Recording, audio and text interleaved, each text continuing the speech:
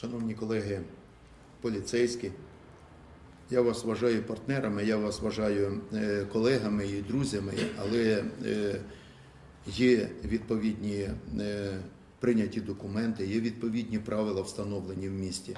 Я вас дуже прошу, не дозволяйте їх порушувати. Опять мова йде про великоваговий транспорт. 10 автомобілів біля Руровської заправки на Знам'янському КП стоїть. Вони розрушають дорожне покриття.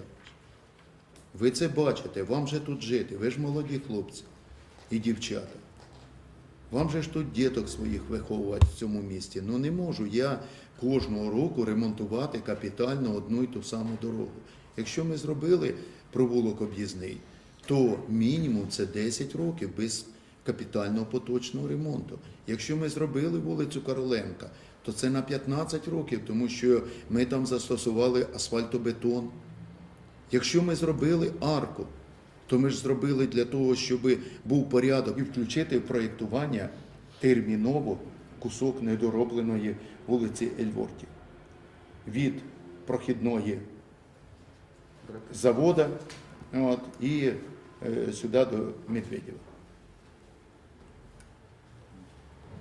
Це важливо, розв'язку треба зробити, вулицю Київську треба розв'язати. Залучайте заводчан, теж це їхня зона території, їхні об'єкти.